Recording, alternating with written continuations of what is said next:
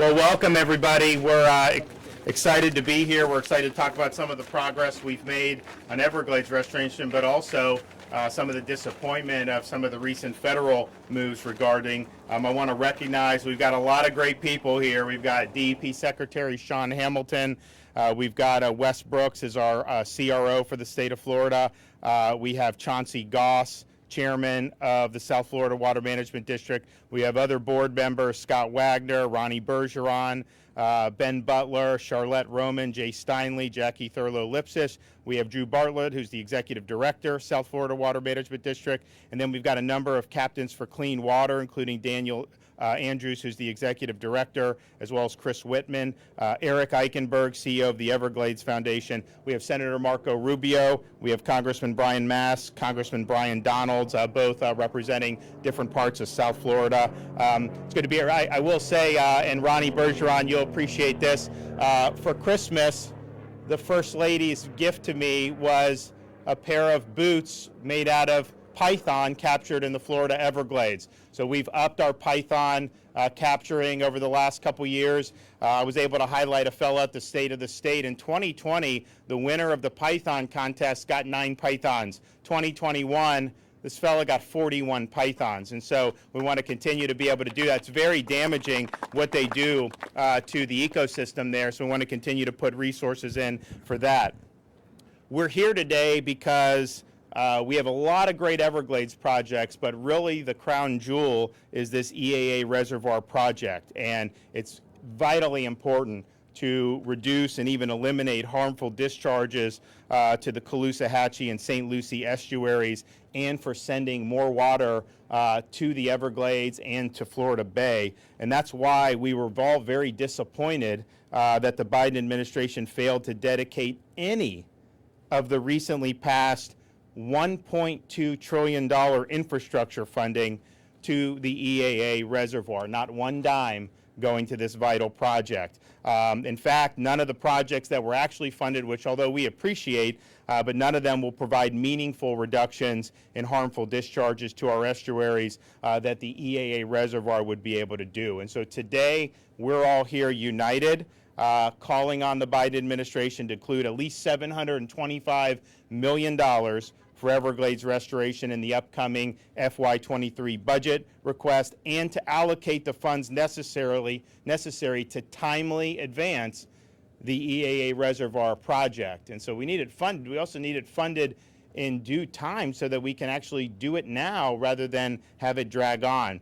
So this project is a partnership between the state and the federal government, and in Florida, we've made this Everglades restoration project our top priority. Florida is responsible for the construction of the water quality component of the project through a new stormwater treatment area, while the federal government's responsible for construction of the storage and conveyance components, including the reservoir itself. Now, Florida has prioritized state funding for the EAA reservoir project, which is why the South Florida Water Management District began construction on the STA a year ahead of schedule. But the federal government has failed to adequately fund their portion of the project, and in fact recently announced that completion of their portion is delayed by 13 months. So the one-time investment announced earlier this month by the Biden administration was an opportunity for the federal government to kickstart the critically important EAA reservoir project, but instead the funding was dedicated to other projects that, while part of Everglades restoration, will not serve the same function of reducing harmful discharges from Lake Okeechobee or help us send more water south to the Everglades and to Florida Bay. So the federal government must step up. They must do their part. This is a priority for Floridians, really across the state, but particularly all throughout South Florida, and we want to see it come to fruition. We are doing our part. President Trump was very helpful on this. And what I would tell him is, look, we're putting in money.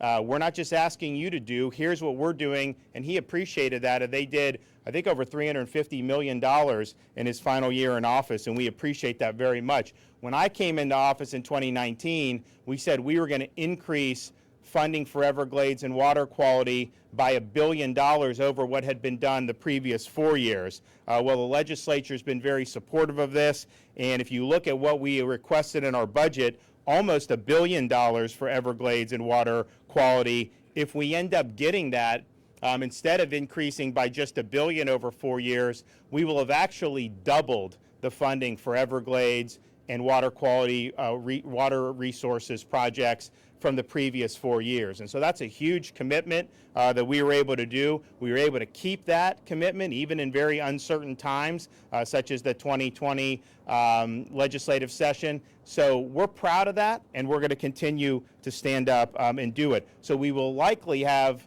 about $3 billion through the 4 years from the first 4 years of starting this to these projects. That's really, really important. We want to continue to do that.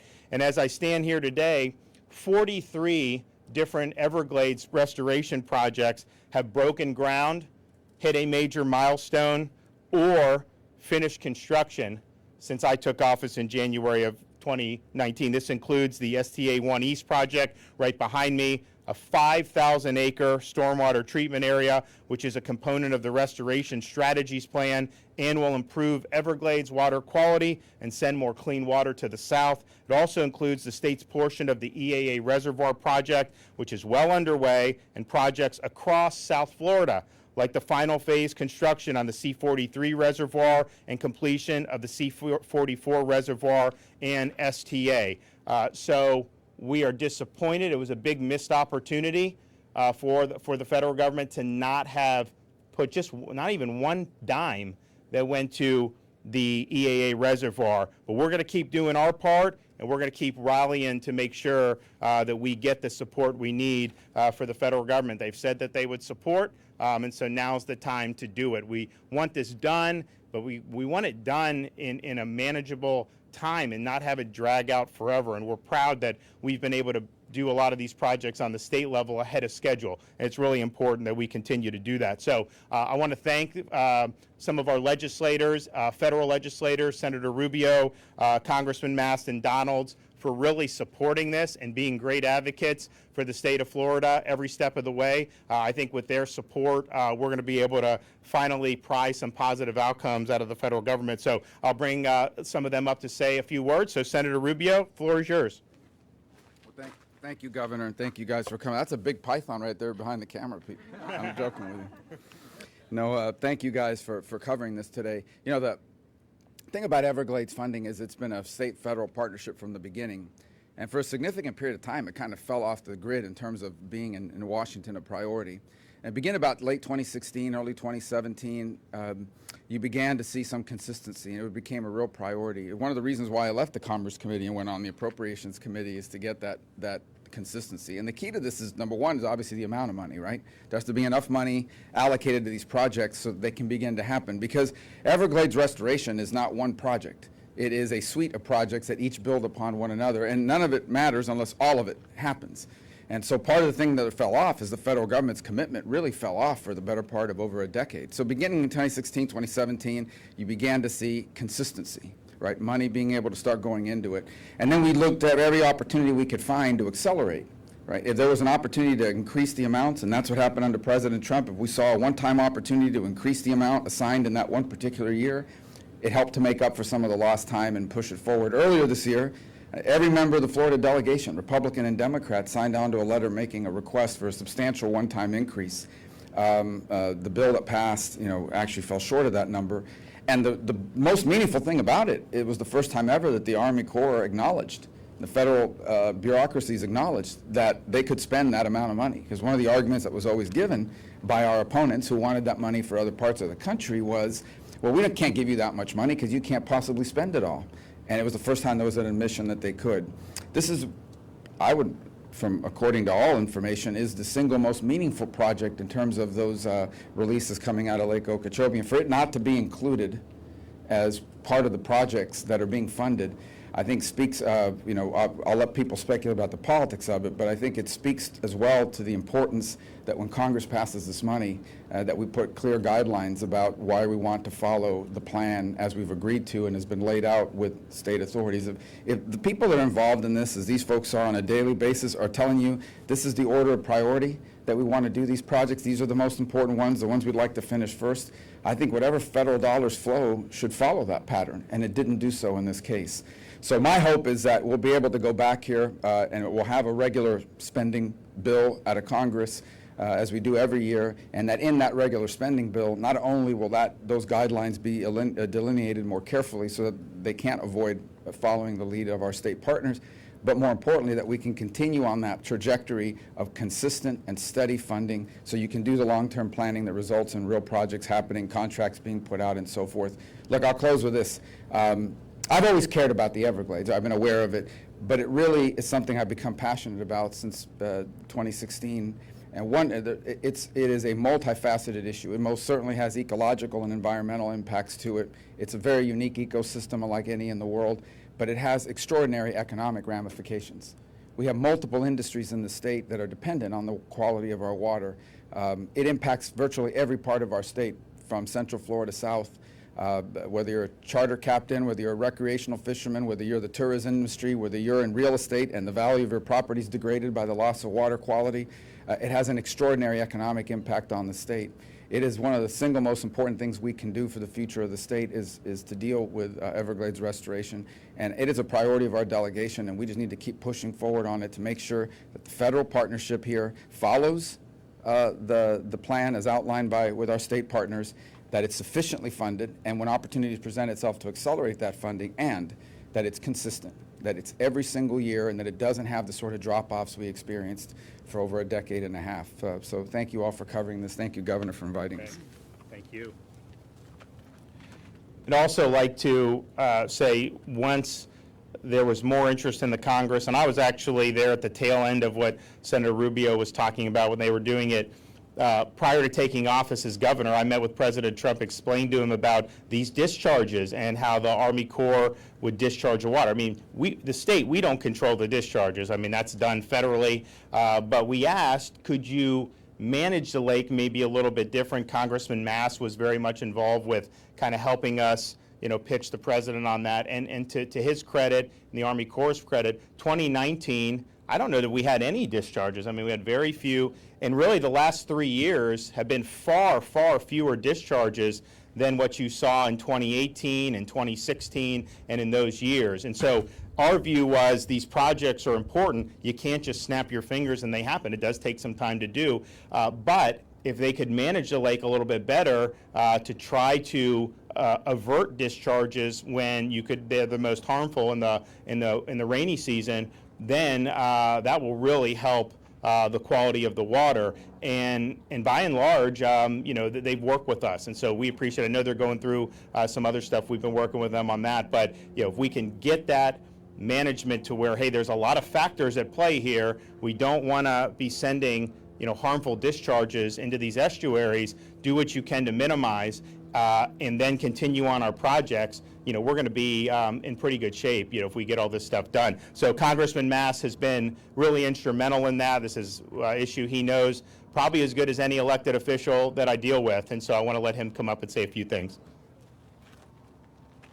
Appreciate it, Governor. The governor came in, he does everything strategically, and he looked at it and he said, what can make the biggest possible difference and help the most people? Well, if we do this reservoir, we can help the Everglades, we can help the East Coast, we can help the West Coast, all in one swoop. So let's go out and do that. That's just common sense. The state legislature put the dollars towards this, just waiting on those federal dollars to come in. This was the opportunity to do it. And, let's not be bashful about this. The governor said this is a crown jewel for the environment for the state of Florida. That's exactly why you're not seeing $1 go to it from these federal appropriations, because Governor DeSantis made this a crown jewel for his environment. That's the Biden administration sending a middle finger over to Florida, unfortunately, and this is what we see over and over again. You just want to say to this administration, make the big deal the big deal. For God's sake, make the big deal the big deal. This is the big deal on the environment here. They're failing to do so. Floridians are going to suffer as a result. They could do a lot better. I'm confident Governor DeSantis could probably get this done ahead of schedule and under budget. And we've with Brian, of course, we deal a lot with the communities affected by the St. Lucie, and he's been very big champion of that. But we also have impacts on the other coast of Florida, and when you have these discharges, when you have some of the algae that goes, it's been problematic. I think in 2018, if you look at the west coast of Florida, it was a real big problem with what they were dealing with. And so, we wanted to work with those communities, and Byron Donalds has been working with us on that, and he represents those counties in like Lee and Collier who end up dealing with this when you have these massive discharges. So Byron, why don't you come up? Thank you, Governor, for doing this and really for being a leader and a champion when it comes to water quality in our state. I got into the Florida legislature in 2016, so I had the ability to actually vote on the things that our governor and the vision that he's had for the great state of Florida when it comes to water quality. And the legislature, along with our governor, we put our money where our mouth was. But this administration has failed. With all the money that's being spent in this quote-unquote infrastructure bill that's bipartisan, you figure they would find some money for the EA reservoir. And frankly, the president just failed to do so, like he does on so many other things. But this isn't about politics, this is about our environment. I don't care if you're a Republican, you're a Democrat, you're a liberal, you're a conservative, you're a libertarian. What we all care about is having a quality environment in Florida. And it is the federal government's responsibility to help restore the very thing that they actually broke some 70, 80 years ago. So at this point, the key thing we want is for President Biden to actually turn around and do the right thing, which is make sure that there are dollars coming to this project in particular, and that actually the federal government continues the work started under President Trump of funding the necessary projects so Florida can repair not just one of the key parts of our environment, but frankly, one of the key parts of all of America's environment, and that is the Everglades system. It starts right here in the EA reservoir. We're calling on the administration to frankly just do the simple thing, do the right thing, lay out the appropriations so we can get the work done here in Florida. Thank you, Governor. Great. And Alligator Ron, who's on the board and has been involved in this for years, he'll point out this is the most far-reaching restoration really in the world when you talk about the Florida Everglades, and to not see one dime given how significant this is a monumental effort.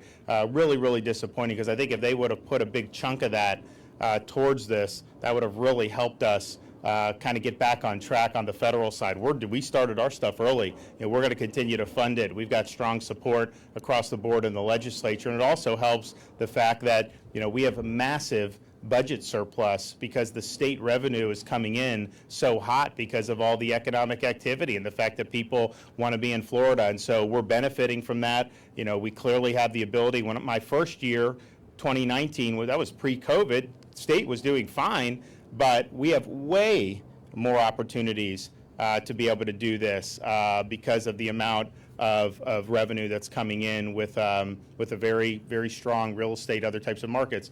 So we're there. We're going to be there. We're going to follow everything we said we would do. We will do. But man, come on and step up. This is not just a project for people in Central and South Florida. I mean, this is really a project for all of America. It's so significant. This is something that that a lot of people are watching. So we want the support. Sean Hamilton, DEP Secretary, has been really helping to push a lot of this stuff forward. And as I mentioned, we've done over 40 projects, either broke ground, finished, or made substantial progress toward since I've been governor. And obviously Noah was before Sean. Sean's not missed a beat, and he's really working hard to press all this forward. So I'll let Sean come up and say a few words. Thank you, Governor. I just want to drive home a couple of points you already have, but I think they bear repeating. Obviously the governor made the environment a key priority. And just his first week in office, calling for $2.5 billion to be invested in Everglades restoration in Florida water resources in 4 years. And I know there was probably a lot of head scratching at the time and questionable about commitment and follow through. But I think we can put that to rest. Florida is 3/4 of the way of having invested over $2 billion over the past 3 years. And trust me, as a secretary, being able to use the word billion is sometimes inconceivable. But think about it. And through this continued funding, we have consistently found ways to advance Everglades restoration infrastructure projects that will rapidly improve the health of one of the most important ecosystems, not just in Florida, but in the world. And I think that's important because, again, this is by nature America's Everglades. So at the direction of Governor DeSantis and the support of the legislature, DEP and our partners at the South Florida Water Management District have supercharged state efforts to expedite additional treatment and flow capacity to the south. This includes the construction of the Central Everglades Planning Project and the EA Reservoir. Again, note, starting 12 months ahead of schedule. Again, putting 12 months ahead of schedule in a governmental entity, again, words you don't often hear in the same sentences, but again, leadership and follow through. To allow us to continue our momentum, the Freedom First budget FY 22-23 continue that state's commitment by allocating over $660 million for Everglades restoration, and that's $128 million specifically for the EA Reservoir. And so under the governor's leadership, and the state of Florida has taken a strong lead to restore our river grass. And again, Everglades restoration is a joint effort between the state and the federal government. And so restoring American Everglades is one of the most challenging and ambitious hydrological restoration projects ever undertaken. So it's going to take all of us working together to get it done. And so again, thank you, Governor, for your commitment to the water quality in Florida and to the South Florida Water Management District. And we look forward to continued support and collaboration with our federal partners to get this done in the completion of major projects. Thank you. All right.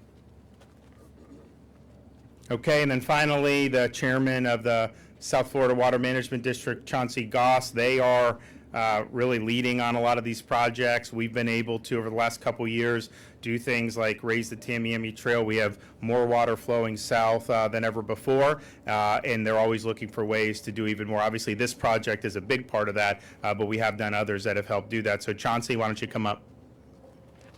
Well, thanks very much, Governor. It's an honor. It's a privilege for me to be standing here as the chairman of the South Florida Water Management District with the governor of the great state of Florida, with the secretary of the DEP, with our senior senator, and with the two congressmen who were most impacted by harmful discharges. I look around and I see just an incredible show of force here, and I sort of think, nothing's impossible, guys. We can fix this. This is something the governing board and the staff were absolutely passionate about it, because we all remember what things were like when things were out of balance, when the water wasn't right. We've smelled that stench of the red tides, the blue-green algae. We've all coughed, we've rubbed our eyes. We've wondered when the headaches would go away. We've watched in horror. So we looked out and we saw our wildlife, as we saw the fish kills, as we saw the bird kills, as we saw mammals being killed. We saw dolphins, manatees. We even had a whale on Sanibel. Those are just things that we can't sustain. We saw what this did to the Everglades by reducing the flows of water down there. We saw what it did to our communities, to our economy, to our families when we don't have the water right. And this is something the governor's understood from his first day in office. And his priority and the priority of the governing board have been to reduce these harmful discharges and to send more water to the south. His support for the EAA reservoir, it's never been a secret. And due to his leadership, as you just heard the secretary say, we're way ahead of schedule on that EAA stormwater treatment area. It's something I'm very proud of, and the governor's been pushing our staff, and we're happy to be pushed. Something the governor didn't tell you is that just 9 months ago, we stood right here in this very location, and we signed the project partnership agreement for the EAA reservoir that the Corps of Engineers needed. So it becomes a bit of a mystery to me when I look at Washington going on a spending spree, and the Corps of Engineers having a $1.1 billion windfall. I was shocked, surprised, not pleasantly surprised to find out that not a dollar of that went to the EAA reservoir, which is our priority, which is what is important. So you look at, if we're gonna reduce discharges, which is the goal, it is our priority, and if the EAA reservoir is the head of that, or the key to it, then you follow the logic train and you go, why wouldn't you fund it?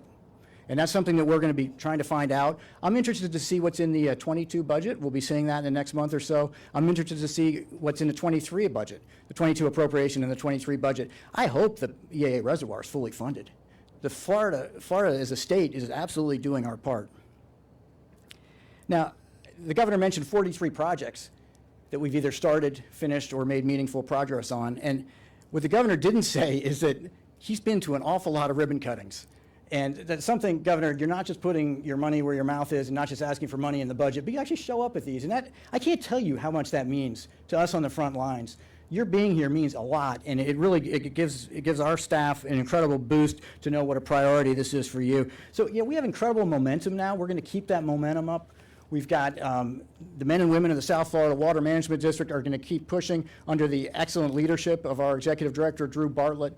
We are going to make the progress. We are going to get water right for South Florida because we absolutely owe that to the people. Thanks, Governor.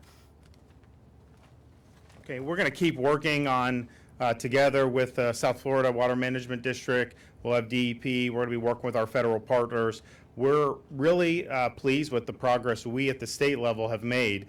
The federal is beyond our control, but we absolutely believe that with all that money that they're throwing out, they're spending like $15 billion on speed cameras. I mean, you're driving, they take a picture of your license plate, just send you a bill. I mean, I don't like that. It's adding more surveillance in our society. I don't know why you would want to go down that road.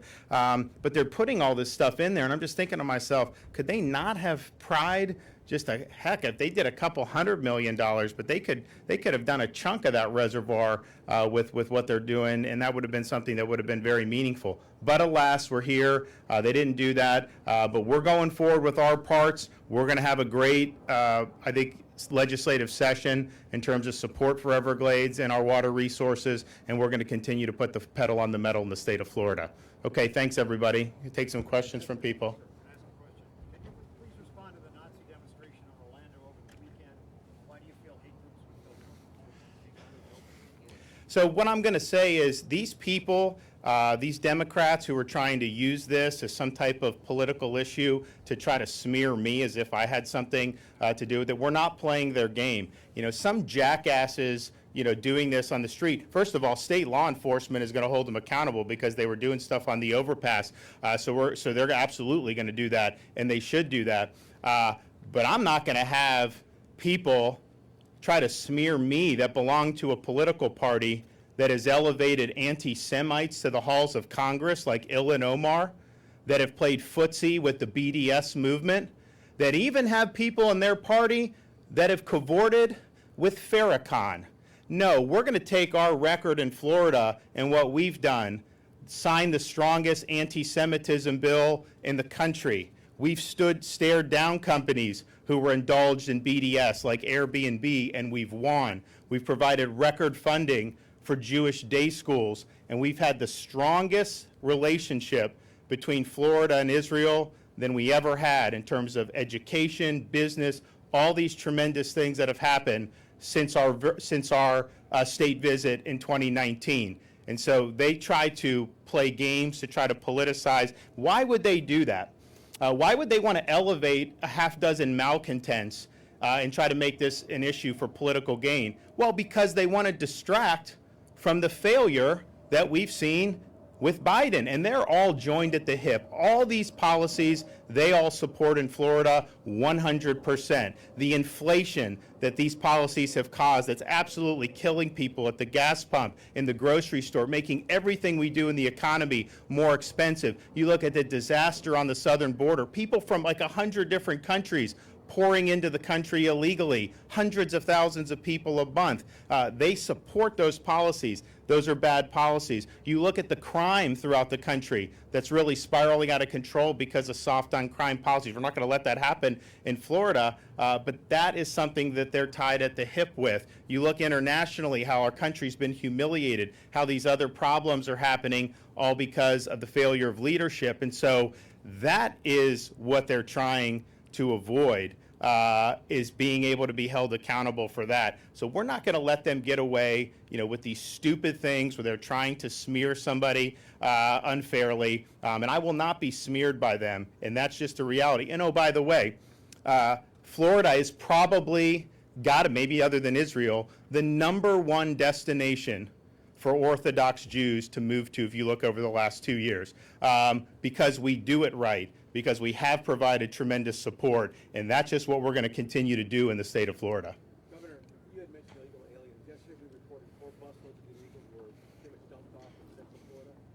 You're going after the actual transport companies like American Airlines, but what about the hotels that are harboring these illegal immigrants? So first of all, we saw the video yesterday. I've had meetings. I discussed it last night. We had a meeting today in my office where we're getting the details. We've got a lot of assets that are involved in first identifying, what exactly is going on there, and then trying to figure out who's involved. What's pending before the legislature is going to be, I think, anybody who's involved in furthering an illegal migration, can be held accountable. So yes, the bus company that brings them in, if they're bringing them from the southern border here illegally, and I will say, some people say that they're H-2A workers. We'll see if that's true. And obviously, the penalties wouldn't attach if you're bringing people that are lawfully present. But that would be the transport companies. But it would also be, I think, hotels. And so if you're knowingly involved in that, you're doing stuff that we don't want. We don't want the problems at the southern border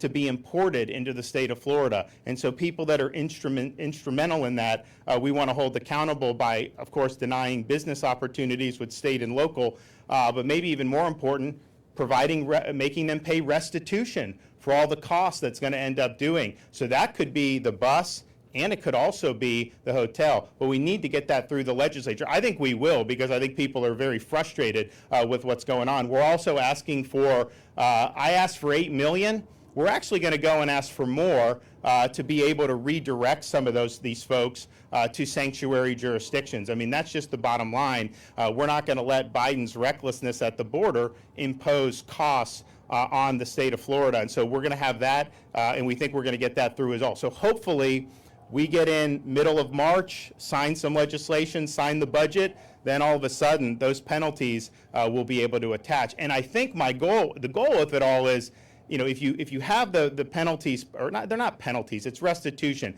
because they're providing what it's going to cost us to do it. It's a fair thing to say. Governor Childs in the 90s, he sent the federal government a bill because they were dumping people illegally into Florida. And I think that's kind of the model that we're following here. So it's restitution to say, hey, here's what you owe by what you're doing.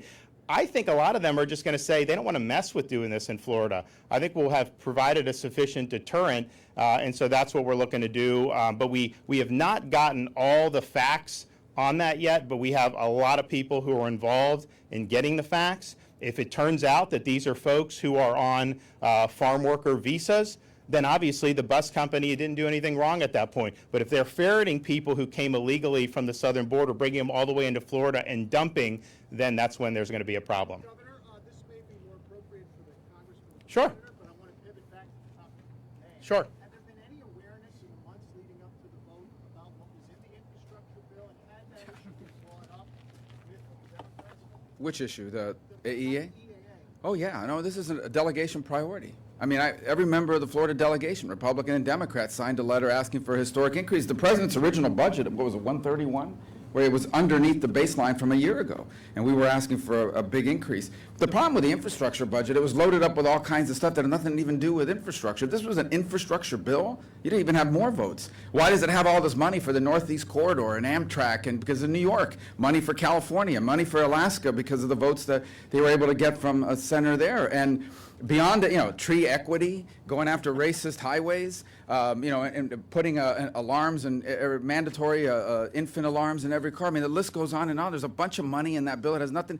Any one of those single projects could have funded this and a bunch like it. But was that brought up, the EAA? Was it brought up? All the time. Of course it is. I mean, it's one of the key components. Look, this is a state-federal partnership. There is a work plan in place, and it's designed according to not just engineering, but what works best, what would have the biggest impact. So you want to prioritize dollars to the projects that would have the biggest impact. It is widespread and understood in the delegation that these projects work in conjunction with one another, and this one had vaulted to the top of the list. So everyone understood. I actually think it's one of the reasons why it wasn't funded, is because they understand that had become a priority for policymakers in Florida. And it's unfortunate that that's the tack they've taken. But, we're not giving up on it. We're going to go back. We're going to have a regular budget and funding process, we hope. And in it, we're going to push for the additional money at the federal level. But was it understood that this was not I think it was, a lot of people assumed, right, at some point, that if you're going to fund Everglades in Florida, you're going to do it through the work plan that's been agreed upon with your state partners, not that you would just gerrymander it and pick the things you want to do for political purposes. It's unfortunate. The price is paid by people and by the state. Senator, this reservoir, is there a time frame that's going to be completed or started? On the federal side, Drew Bartlett. Drew, why don't you, best case scenario and worst case? So it's our understanding that the federal government will start a couple of pieces of the reservoir this year. They haven't broken ground yet, but maybe the contract will get awarded this year before October 1st. And then they'll get started, and some of their time frames have it taking 8 to 9 years to get built. Yes. Brian's gonna. Yeah, let me just give it to you specifically. You asked, was this brought up in Congress about funding the reservoir? Everybody's aware that Pelosi funded a beautiful park with multi-million-dollar homes on it in San Francisco. Exactly the way that she brought dollars to that park in her backyard. We said, hey, why don't you do something important for millions of Floridians, Everglades restoration, and the EAA reservoir? That was rejected by Pelosi and her people as well. So this was addressed at every step, every level along the way. This was not something new to them. It's just interesting. Just look, I'm a recovering member of Congress. I'm glad I'm out. But I'm watching what they're doing up there, and just as a Floridian, so much of what they're doing is geared towards helping New York and California and these states. They passed the reconciliation bill, which these guys voted against in the House, that would have cut taxes for wealthy people in high-tax states like California, New York. So people in West LA, Beverly Hills, they're getting a big tax cut. In Florida, we wouldn't have gotten anything out of that with our folks. And you're wondering, why would you be supporting that? It just doesn't make sense. But so much of what they're doing is really designed to help kind of, their political bases. And I think that the thing about the Everglades was this isn't really a partisan thing in Florida. Pretty much anyone, regardless of party, there's majority support, and we want to get it done, and we want to get it out of this same mindset that they're doing. But what Brian said is certainly right. If Florida wants something for whatever reason under this administration, it's okay, then you're not going to do. I almost thought with the monoclonals when they cut it, if I came out against monoclonals, then the next day there'd be a truckload that would be there for that. But that's unfortunately kind of what we're dealing with. But we're not going to let it deter us. And I think most people, when they look at this and say, well, gee, this is the biggest spending infrastructure probably in American history, right? 1.2 trillion. And to not have one dime for one of the most important projects in the United States, that was a huge, huge whiff. But I think that was why a lot of these guys, opposed it, because they say it's infrastructure, but as Marco pointed out, there's a lot of stuff in there that is not infrastructure. There's a lot of stuff that's more ideological in nature, and I just think it's important to say it. I also just think, as an aside, we were able to do $80 million in water infrastructure and resilience projects in South Florida on Friday, and we're proud of that. It's good. There were reports that somehow that was from Biden, false reports that was from Biden infrastructure. No. Those long-term recovery from CDBG block grants, I think that was enacted, when Trump was still president. And so, we got to get accurate with what we're doing here. So we're happy with what we've done at the state. We do want them to have better priorities. We're also going to be announcing this week additional things that we're doing to strengthen Florida's resilience against storms and flooding. And so this will be our Resilience Florida. We're going to do the biggest announcements yet. So that'll be this week. And I know we've gotten great bipartisan support in the legislature for that. So we're going to keep going there. Okay, thanks, everyone. Appreciate it.